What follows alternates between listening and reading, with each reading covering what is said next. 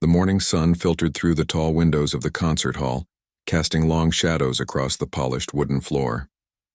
Outside, the city was already bustling with life, but inside this grand building, everything felt different. Quieter, more serious. Like the whole place was holding its breath.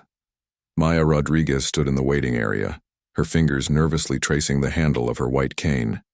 She could hear everything around her with crystal clarity. The shuffle of expensive shoes on marble floors, the rustling of sheet music, the whispered conversations of other young pianists, most of them from fancy music schools she'd only heard about on the internet. At 17 years old, Maya had never seen a sunrise. She'd never seen her mother's face or the keys of the piano she'd been playing since she was 5, but she could tell you exactly how middle C felt under her fingertip. She could describe the way a chord progression moved through a room like a wave, and she knew, deep in her bones, that music was the one place in the world where she truly belonged. Her teacher, Mrs. Patterson, had been the one to push her to audition for this festival. "You're ready," she'd said firmly 3 weeks ago in her small studio apartment where Maya took lessons every Tuesday and Thursday. "That man needs to hear what you can do." That man was Alessandro Marino, the Alessandro Marino, one of the most celebrated pianists in the world. At 62, he'd played in every major concert hall from Tokyo to London. Critics called him a genius. Students called him terrifying. And now, for 1 week only, he was holding master classes at the International Youth Music Festival, giving young pianists a chance to study with a living legend. Maya had listened to his recordings 1,000 times. She'd memorized the way he interpreted Chopin, the fierce passion he brought to Beethoven, but she'd also heard the stories. How he could be harsh, how he didn't suffer fools, how he expected perfection and nothing less. A door opened somewhere down the hall and Maya's heart jumped. She heard footsteps approaching, professional, confident. Then a voice called out, "Number 47? Maya's throat went dry. That was her number. "Here," she managed to say, standing up carefully. Her cane swept the floor in front of her as she moved toward the voice. She'd practiced this route in her mind dozens of times since arriving at the building an hour ago. 15 steps to the hallway. Turn right. 23 steps to the audition room door. "This way, dear," said a woman's voice, kind but rushed, probably a volunteer. Maya felt a gentle hand on her elbow guiding her forward. She hated when people did that without asking, but right now she was too nervous to object. The audition room was bigger than she'd imagined. She could tell by the way sounds echoed differently here. High ceilings, lots of open space. And there, in the center of it all, she could sense it. The piano, a grand piano from the feel of the air around it. Her fingers itched to touch those keys. But first she had to face the judges. "Name and peace," came a voice from across the room. Male. Older. Accent that suggested years of international travel. That had to be Marino himself. Maya turned toward the voice, her chin lifting slightly. "Maya Rodriguez. I'll be playing Rachmaninoff's Prelude in C-sharp minor." Silence. Then a sound that made her stomach drop. A sigh. Heavy, dismissive. "Rachmaninoff," Marino repeated, and she could hear the skepticism dripping from every syllable. "That's quite ambitious." Maya heard papers shuffling. Someone clearing their throat. The energy in the room had shifted. She'd felt this before. This particular kind of doubt. It wasn't just about her age or her lack of formal training. It was about the cane in her hand. "Perhaps," another voice interjected, female this time, trying to be diplomatic. "You'd like to tell us about your musical background?" "I'm self-taught mostly," Maya said, keeping her voice steady. "I've been taking lessons with a private teacher for the past 6 years. Before that, I learned by listening and practicing on my grandmother's piano." More silence. Maya could practically feel the judges exchanging glances. She'd gotten good at sensing those moments over the years. The pause that meant people were having entire conversations with their eyes that she wasn't meant to hear. "Self-taught," Marino echoed. "I see. And you think you're ready to perform one of the most technically demanding pieces in the romantic repertoire?" There it was. The challenge. Maya had expected this. She'd just hoped it wouldn't come quite so soon, quite so coldly. "I've been preparing it for 8 months, she said simply. 8 months. Another sigh. "Young lady, some students spend years perfecting this piece. It requires not just technical skill, but deep emotional understanding. The timing alone is incredibly complex." Maya's hands tightened around her cane. She wanted to tell him that she'd spent hundreds of hours with this piece, that she'd broken it down measure by measure, note by note, that she'd listened to 17 different recordings to understand every possible interpretation, that when she played it late at night in her small bedroom, she could feel Rachmaninoff's own heartbreak in every chord. But she didn't say any of that. Instead, she just nodded. "I understand, sir. Do you?" Marino's chair creaked as he shifted. "Because I have to be honest with you. This audition process is extremely competitive. We have students here from Juilliard, from the Moscow Conservatory, from the Royal Academy. They've been training their entire lives. They have every advantage." He didn't say what he meant, but Maya heard it anyway. "And you don't." The volunteer who'd guided her in touched her shoulder gently. "The piano is right this way, dear." Maya moved forward carefully, counting steps using her cane to gauge distance. When she reached the bench, she folded her cane carefully and set it on the floor beside her. Then she placed her hands on the edge of the piano, feeling the smooth wood under her palms. This was it.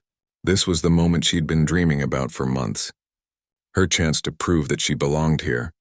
That blindness didn't make her less capable. That all those hours of practice, all those nights of frustration and breakthrough, all of it mattered. She found the keys with her fingers, getting her bearings. Middle C, her anchor point. From here, she could navigate anywhere on the keyboard. Behind her, she heard Marino whisper something to another judge. She couldn't make out the words, but the tone was clear. He'd already made up his mind about her. Before she'd played a single note, he'd decided she wasn't good enough. Maya took a deep breath. Her grandmother used to tell her that music was the one place where everyone was equal, where it didn't matter what you looked like or where you came from. All that mattered was the sound you created. She positioned her hands over the opening chords of the Rachmaninoff. This piece started with 3 thunderous chords. Bold, dramatic, impossible to ignore, just like she was about to be. Her fingers pressed down, and the first chord rang out through the audition room, powerful and clear. She was ready to show them what blind eyes and determined hands could do. The first 3 chords of Rachmaninoff's prelude exploded through the audition room like thunder. Maya felt the vibrations travel up her arms, through her shoulders, settling somewhere deep in her chest. This was it. This was her moment. But she barely made it through the opening phrase before Marino's voice cut through the music like a knife. "Stop." Maya's hands froze above the keys. Her heart was pounding so hard she could hear it in her ears. "Just stop," Marino said again, and this time there was no mistaking the irritation in his voice. "You're rushing. The tempo is all wrong." Maya's mouth went dry. She'd practiced this piece so many times that her fingers could play it in her sleep. But now, sitting here in front of one of the world's greatest pianists, doubt crept in like cold water. "The opening requires absolute control," Marino continued, and she could hear him standing up, his chair scraping against the floor. "This isn't some amateur recital where close enough is good enough. Rachmaninoff demands precision. It demands discipline, things you clearly haven't mastered yet." The words hit Maya like physical blows. She could feel heat rising to her cheeks. Somewhere in the back of the room, she heard someone shift uncomfortably in their seat. Another judge, probably, or maybe that volunteer who'd been so kind earlier. "I can start again," Maya said quietly, her voice barely above a whisper. "Can you?" Marino's footsteps approached the piano. "Tell me something. How long did you say you've been playing?" 12 years. 12 years. And all of it self-taught until recently, correct? Maya nodded, not trusting her voice. "Here's the problem," Marino said, and she could tell he was standing right beside the piano now, close enough that she could smell his cologne. "Expensive. Woody. When you learn on your own, you develop bad habits. You miss the fundamentals. You think that feeling the music is enough, but it's not. Technical excellence matters. Structure matters." Maya's hands were trembling now. She pressed them flat against her thighs, trying to steady herself. "Perhaps," Marino continued, his tone softening just a fraction, "you should consider something more suited to your current skill level. A simpler piece. Bach has some lovely minuets. Mozart has some charming early sonatas. Something within reach. Within reach." The words stung worse than any direct insult could have. What he really meant was clear. Something easier for someone like you. Someone who can't see. Someone who learned in a cramped apartment instead of a prestigious conservatory. Someone who doesn't belong here. Maya heard papers rustling. The other judges were probably making notes, probably writing things like unprepared or overambitious or worse. She imagined them shaking their heads, wondering why she'd even bothered to audition. Through the walls, faint and muffled, she could hear another piano. Someone in a different audition room, playing something bright and cheerful. Their audition was probably going much better than hers. Miss Rodriguez, the female judge, spoke up, her voice gentle but firm. Mr. Marino is right. The Rachmaninoff is extremely challenging. Perhaps if you have another piece prepared, something that would let you showcase your abilities without overwhelming yourself. Maya felt something shift inside her. It started as a small spark of defiance in her chest and grew hotter with each passing second.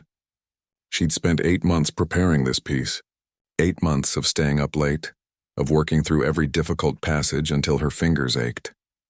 8 months of listening and learning and pushing herself harder than she'd ever pushed before. And she'd done it all for this moment. This chance. She hadn't come here to play it safe. With respect, Maya said, lifting her chin slightly. I'd like to play what I prepared, the Rachmaninoff, if you'll let me start again. Silence fell over the room. Heavy. Uncomfortable. Maya could almost feel the judges exchanging glances again. Marino let out a long breath. If you insist on wasting everyone's time, he muttered, just loud enough for her to hear. She heard his footsteps retreating back to the judge's table. The scrape of his chair as he sat down. Go ahead then, he said flatly, from the beginning. Maya's heart was racing so fast she thought it might burst right out of her chest. Her palms were sweaty. Every instinct screamed at her to apologize, to ask for a different piece, to do what they wanted and make this easier on everyone. But something her grandmother used to say came back to her. Words from years ago, when Maya was first learning to navigate the world without sight.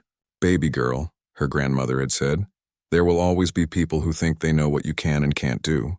Don't you ever let them write your story for you.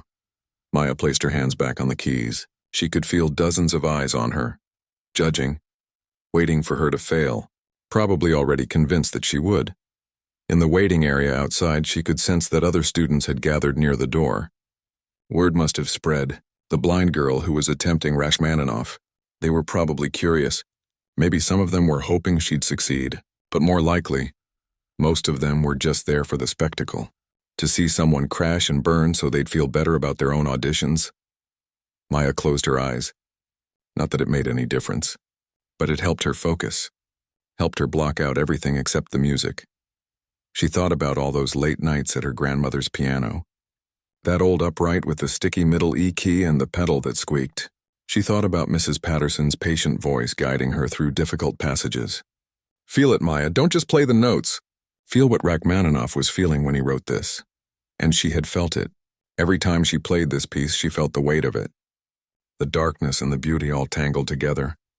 The way it started with those crashing chords and then softened into something almost like a lullaby, before building back up to chaos.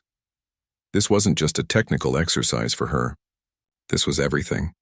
This was her voice in a world that so often tried to silence people like her. This was proof that she existed, that she mattered, that she had something to say. Maya took a deep breath. Then another.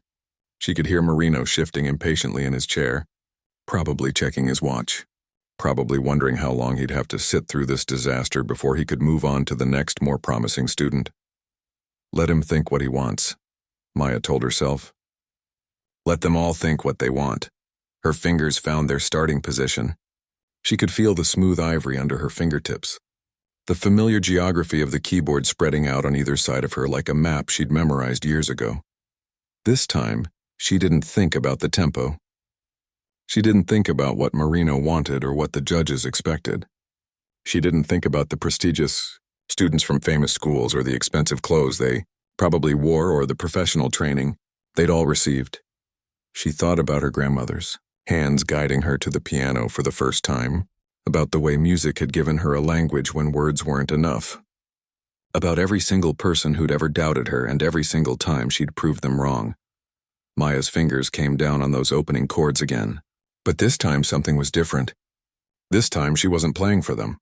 She was playing for herself. And that made all the difference in the world. The opening chords rang out again, but this time they were different, deeper, more controlled. Maya let each note breathe before moving to the next, feeling the weight of every sound as it filled the audition room. She wasn't rushing anymore. She was in control. Her fingers moved across the keys with a confidence she didn't know she had. The melody began to unfold, dark and haunting, exactly the way Rachmaninoff had intended it. Maya could feel the music flowing through her, like it was coming from somewhere deeper than just her hands. At the judge's table, Marino's pen stopped moving. He'd been about to write something, probably another criticism, but his hand froze in midair as the first real phrase of the piece emerged from the piano. This wasn't what he'd expected. Maya moved into the second section, where the left hand carries a rolling, almost hypnotic pattern, while the right hand sings out the melody. This was one of the hardest parts to balance. Too much left hand and you drown out the beauty. Too much right hand and you lose the foundation. But Maya had practiced this section so many times that her hands knew exactly what to do. The volunteer who'd guided Maya into the room stood with her back against the wall, her mouth slightly open. She'd heard hundreds of auditions over the years, but something about this felt different, special. In the waiting area, the whispers had stopped. Students who'd been scrolling through their phones or nervously reviewing their own sheet music had drifted closer to the door. Someone had cracked it open just an inch, and the sound of Maya's playing spilled out into the hallway like water finding its path. "Who is that?" a boy whispered. "The blind girl," someone else answered. "The one Marino was about to kick out." "No way." "That's her?" Back in the audition room, the female judge leaned forward in her seat. She shot a quick glance at Marino, whose expression had completely changed. The irritation was gone. The dismissiveness had vanished. Now he just looked stunned. Maya moved deeper into the piece, her whole body swaying slightly with the music. She could feel the story Rachmaninoff was telling. The darkness, yes, but also the hope buried underneath it. The way sorrow and beauty could exist in the same moment. She'd lived that truth her entire life. Her fingers flew through a particularly difficult passage, one that had taken her weeks to master. The notes cascaded like water falling over rocks, each one crystal clear and perfectly placed. She wasn't just playing anymore. She was interpreting. She was creating something new while honoring something old. Marino slowly set his pen down on the table. His hands, which had been so ready to judge and criticize, now rested flat on the surface in front of him. He found himself leaning forward, drawn in by what he was hearing. This wasn't just technical proficiency. This was artistry. Raw, unpolished in places maybe, but undeniably real. The girl was making the piano sing in a way he hadn't heard in years. Not from his students at the conservatory. Not from the countless competition winners he'd judged. This was different. Maya reached the central section of the piece where Rachmaninoff shifts into a quieter, more introspective mood. Here the piece becomes almost like a lullaby, tender and fragile. Maya's touch on the keys softened. Each note placed with such delicate care that it felt like she was sharing a secret with everyone in the room.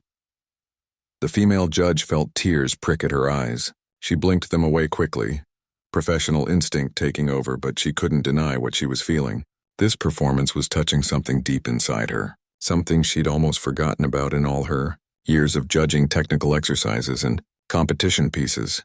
This was why people fell in love with music in the first place. Maya's left hand began building the tension again, the bass notes growing darker and more insistent. The piece was climbing toward its dramatic climax. This was the moment where everything had to come together, where power and control had to merge perfectly. She could feel sweat forming on her forehead.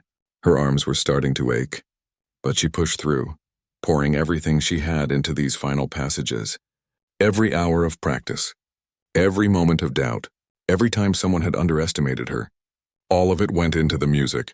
The climax hit like a storm breaking. Maya's hands crashed down on the keys with controlled fury, the chords ringing out with such intensity that the judges could feel it in their chests. This wasn't violence. This was passion. This was a 17-year-old girl announcing to the world that she existed, and she mattered, and she had something to say.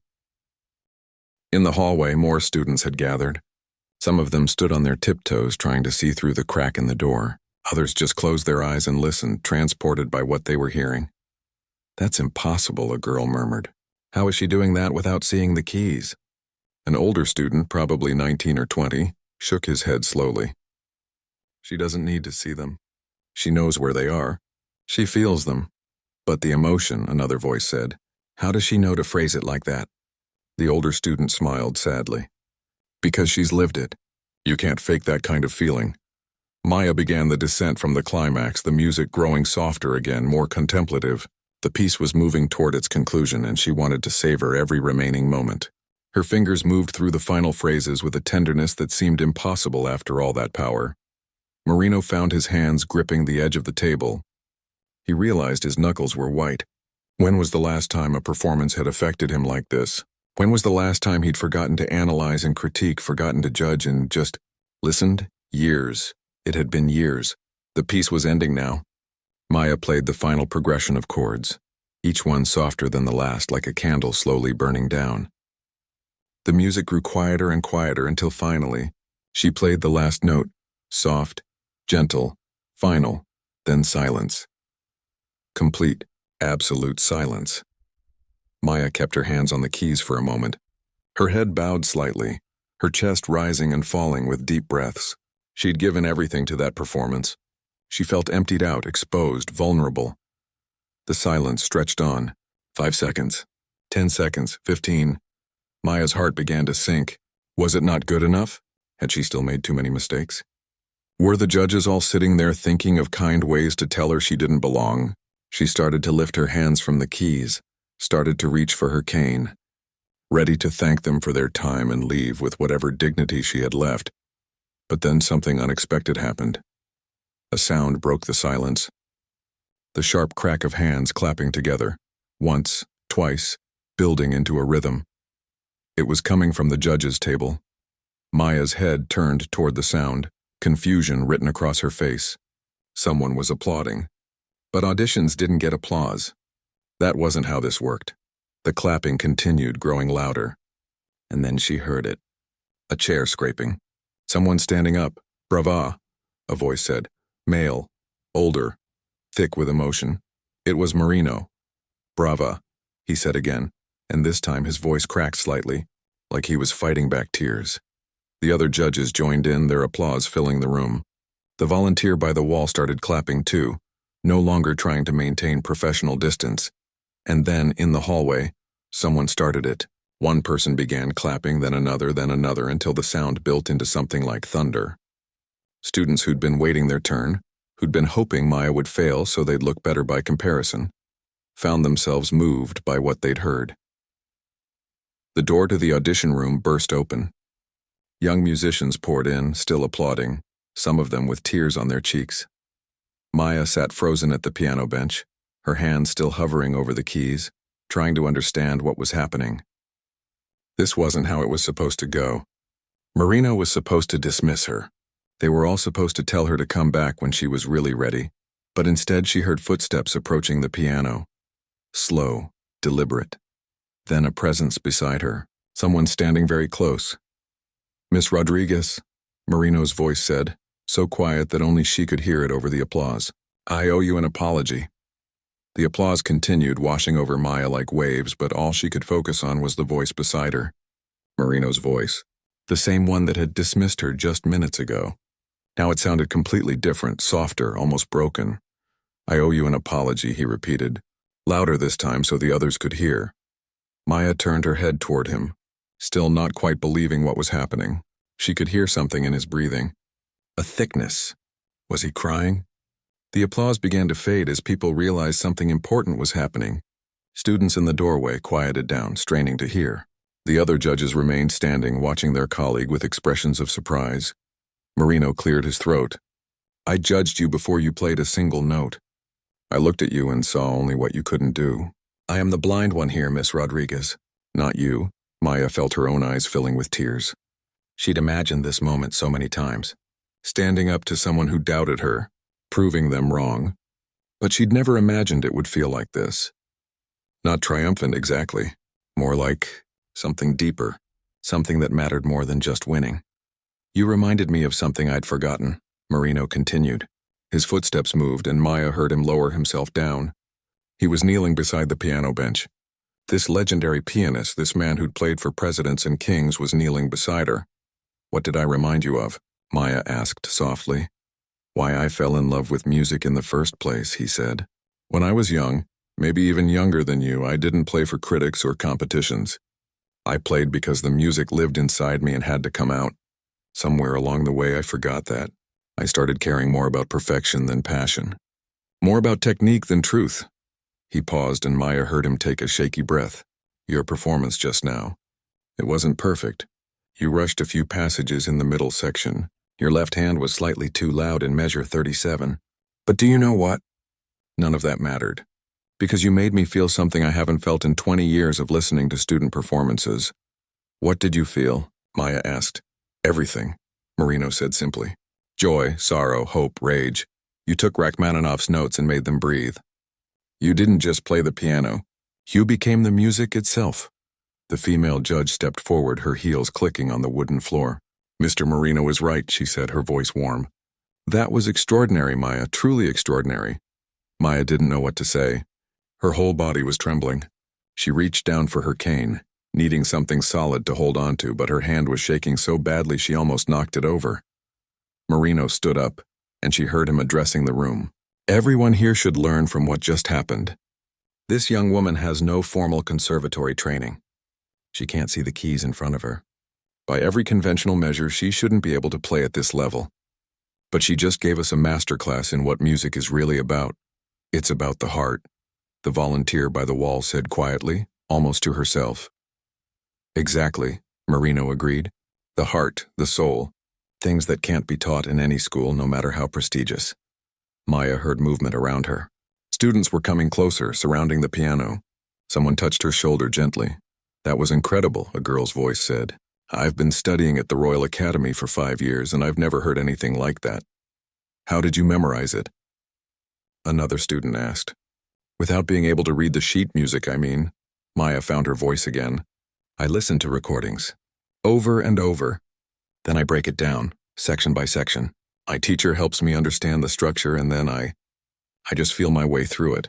Feel your way through it, a boy repeated, like he was trying to understand a foreign concept. We spend so much time reading music, we forget to actually feel it. Marino moved back toward the judge's table. Maya could hear papers being shuffled, urgent whispers between the judges. Then his voice rang out clearly.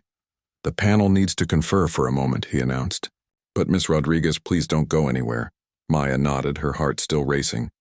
The students around her began talking in excited whispers, but she barely heard them. Her mind was spinning. What did it mean that they needed to confer?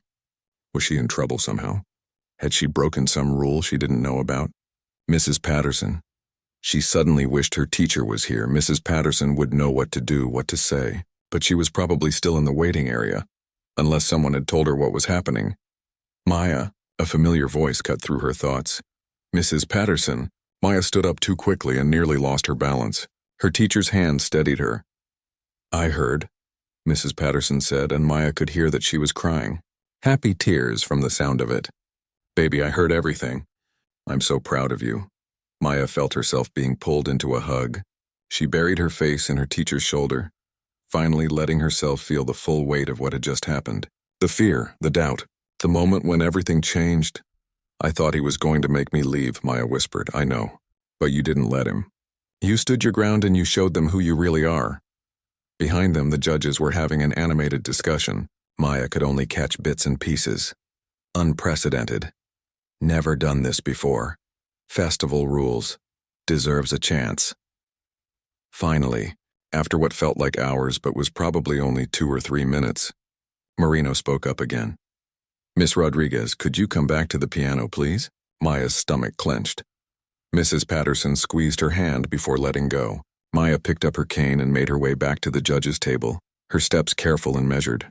We've made a decision, Marino said. His voice was formal again, but warmer than before. As you know, this festival culminates in a gala performance at the end of the week.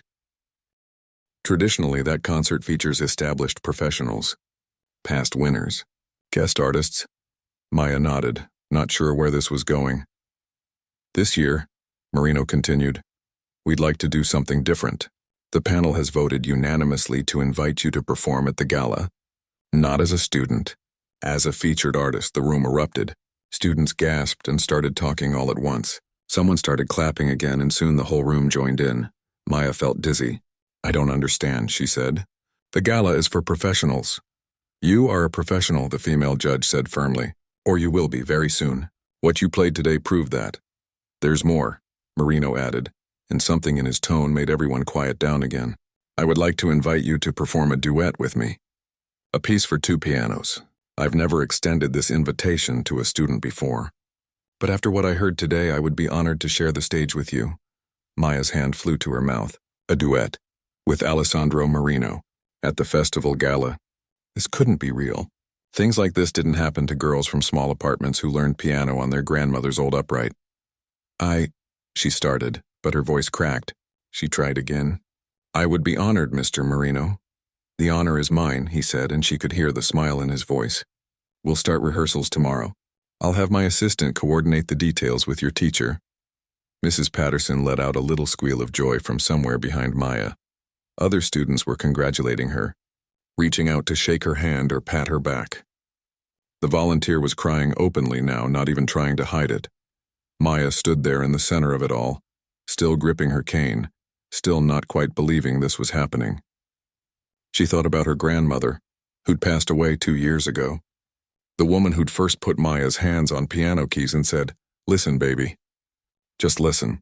Her grandmother had always believed in her, even when no one else did, even when Maya didn't believe in herself, and now somehow she'd made it here, to this moment, where a famous pianist knelt beside her and apologized, where her music touched people's hearts, where impossible dreams suddenly became possible. The girl who'd been underestimated and dismissed was about to perform at one of the most prestigious music festivals in the world. Not despite her blindness, not in spite of her lack of formal training, but because of the very thing that mattered most. The music itself. The week leading up to the gala passed in a blur. Maya barely slept, spending hours each day rehearsing with Marino. They'd chosen Mozart's sonata for 2 pianos, a piece that required perfect synchronization and musical conversation between the performers. It was challenging in ways Maya had never experienced before, but Marino was different now, patient, encouraging. When Maya made a mistake, he'd simply say, "Let's try that passage again," and guide her through it with gentle suggestions rather than harsh criticism. "You're hearing something different in this section, aren't you?" he asked her during one rehearsal 3 days before the concert. Maya nodded. "I feel like it should be lighter here, more playful, like a conversation between friends, not a formal debate." Marino was quiet for a moment. Then he laughed. Actually laughed. "You know what? You're absolutely right. I've been playing it too seriously for 30 years. Let's try it your way." Mrs. Patterson sat in on every rehearsal, sometimes offering suggestions, but mostly just watching with pride, as her student worked alongside one of the world's greatest pianists. During breaks, Marino would ask Maya about her life, her dreams, her approach to music. He listened like her answers actually mattered. "Why piano?" he asked one afternoon, as they sat in the rehearsal room drinking water. "You could have chosen any instrument. Why this one?" Maya thought about it. "Because when I play, I can create an entire world. The piano has so much range. It can sound like an orchestra or like a single voice in the dark. And I guess I liked that I could find my way around it. The keys don't move. They're always in the same place. It felt like something I could trust." Marino was quiet for a long time after that. When he finally spoke, his voice was soft. "That's the most beautiful answer I've ever heard." The news about Maya's audition had spread beyond just the festival. A music blogger who'd been in the hallway had recorded part of her performance on their phone and posted it online. Within 2 days, the video had over 1 million views. Comments poured in from all over the world. "I'm crying at my desk at work. This is what music is supposed to be. She can't see the keys, but she sees the music better than anyone."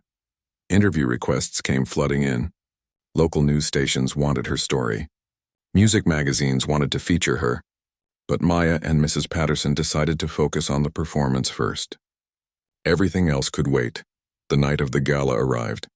Maya stood backstage in a new dress that Mrs. Patterson had helped her pick out. Simple but elegant. Dark blue because Mrs. Patterson said it brought out the warmth in her skin tone. Maya had to take her word for it. She could hear the audience filing into the concert hall. The rustling of programs. Excited conversations. Someone laughed, the sound carrying backstage. Maya's hands were ice cold despite the warm evening. "Nervous?" Marino appeared beside her. She could smell that same expensive cologne from their first meeting. But now it didn't intimidate her. Now it just smelled like her mentor. Her friend. Terrified, Maya admitted. Good, Marino said. That means you care. The day you stop being nervous before a performance is the day you should quit music. Does that ever happen to you? The nerves? Every single time. Right now my stomach is doing flips. Maya smiled at that. Alessandro Marino, nervous. Somehow it made her feel better. A stage manager approached them. 5 minutes to places. Maya's heart kicked into overdrive. 5 minutes. In 5 minutes, she'd be walking onto that stage in front of hundreds of people. Important people, critics, musicians, recording executives. People who'd come to see Alessandro Marino and would instead see a 17-year-old girl who couldn't even see them back. Maya, Marino said, pulling her attention back. Look at me, listen to me. She turned toward his voice. You've already done the hard part, he said. You've prepared. You know this piece inside and out. Now you just get to do what you love. Everything else is just noise. What if I mess up? Then you mess up. And we keep playing. That's what live music is. It's not about perfection. It's about connection. About sharing something real with the people listening. Mrs. Patterson came over and hugged Maya tightly. Your grandmother is watching, she whispered. I know she is. And she's so proud. Maya squeezed her eyes shut, fighting back tears. She couldn't cry now. Not right before going on stage, the stage manager returned. Mr. Marino, Miss Rodriguez, we're ready for you. This was it. Marino offered Maya his arm, and she took it gratefully. Together they walked through the wings and onto the stage. The moment they appeared, applause erupted. Not polite applause. Real, enthusiastic clapping that seemed to go on forever. Maya could feel the heat of the stage lights. Could sense the vastness of the concert hall stretching out in front of her. Somewhere in that darkness were hundreds of faces, all turned toward her. They reached the 2 grand pianos positioned at center stage. Marino guided her to the second piano, making sure she was settled before moving to his own. Maya's hands found the keys, grounding herself in their familiar feel. The applause finally died down. Silence fell over the hall, heavy, expectant. Maya heard Marino take a breath. She did the same, and then, as they'd practiced 100 times, they began. The Mozart sonata opened with both pianos in unison, their voices blending into one. Maya felt herself relax into the music. This was home. This was where she belonged. It didn't matter that she couldn't see the audience. She could feel them. Could feel their attention, their energy, their presence. The piece moved into its conversational section where the 2 pianos seemed to talk to each other. Marino played a phrase and Maya answered it. Back and forth like an intimate discussion between old friends. She could sense him smiling at his piano, could feel his joy matching her own. They moved together through the slower middle section, their playing tender and synchronized. Maya had worried about this part, about staying together without being able to see Marino's cues. But she'd learned to listen in a different way, to feel the slight shifts in his playing that signaled what came next. The final movement arrived, bright and energetic. Maya's fingers flew across the keys, matching Marino note for note. The 2 pianos raced together toward the conclusion, building excitement with every measure. The audience was completely silent, hanging on every note, and then the final chord, both pianos striking together in perfect harmony. The sound rang out through the hall and slowly faded into silence. For 1 heartbeat, nothing happened. Then the audience exploded. People leaped to their feet. The applause was deafening, thunderous, overwhelming. Maya could feel it vibrating through the piano bench, through the floor, through her entire body. Marino was at her side instantly, taking her hand and raising it high in the air. Take your bow, he said, loud enough for her to hear over the noise. You've earned this. Maya bowed, her heart so full she thought it might burst. The applause continued, wave after wave of it. Someone in the audience shouted, "Brava!" Others joined in. The standing ovation went on and on. When they finally left the stage, Marino pulled Maya into a hug. You were magnificent, he said, his voice thick with emotion. Absolutely magnificent. Backstage was chaos. People wanting to congratulate her, to shake her hand, to tell her how moved they were. Mrs. Patterson was openly sobbing. Other musicians from the festival gathered around, offering praise and asking questions. But the most important moment came later, after most of the crowd had dispersed. A well-dressed woman approached Maya and introduced herself as the director of the Riverside Conservatory. "Miss Rodriguez," she said, "I'd like to offer you a full scholarship to our program. All expenses paid. We'd be honored to have you." Maya felt Mrs. Patterson grip her arm tightly. "There's more," the woman continued. "Mr. Marino has agreed to serve as your private mentor throughout your studies. He says you're the most naturally gifted student he's encountered in his entire career." Maya couldn't speak, couldn't breathe. A full scholarship to a real conservatory, with Marino as her mentor. "You don't have to answer now," the woman said kindly. "Think about it. Talk it over with your family, but I hope you'll say yes. The music world needs voices like yours." That night, Maya sat in her hotel room with Mrs. Patterson, too wired to sleep. They talked for hours about everything that had happened, about how much had changed in just 1 week. "I keep thinking about that audition," Maya said, "when Marino told me to play something simpler, something within my reach. And now look at you," Mrs. Patterson said. "You showed him what's really within your reach." Maya smiled. "No, I think I showed him that there are no limits." "Not really. People create limits in their minds, but music doesn't care about any of that. It doesn't care if you can see or where you studied or how much money you have. It just cares if you're willing to give yourself to it completely. Your grandmother used to say something like that." "I know," Maya said softly. "I was listening." 3 months later, Maya started at the Riverside Conservatory. Her story had spread far beyond that one concert hall. She'd been featured in music magazines, interviewed on podcasts, invited to play at other venues. But through it all, she stayed grounded, stayed focused on the music itself, and Alessandro Marino kept his promise. He met with Maya twice a week, guiding her development as a musician. But more than that, he learned from her too. She reminded him that music wasn't about ego or reputation. It was about truth, about vulnerability, about having the courage to share your soul with the world. The famous pianist who had once dismissed a blind girl had become her greatest champion. And the blind girl who'd been underestimated had become an inspiration to millions, not because she overcame her blindness, but because she never let it define her in the first place. She was simply Maya, a girl who played piano, and when she played, the whole world stopped to listen.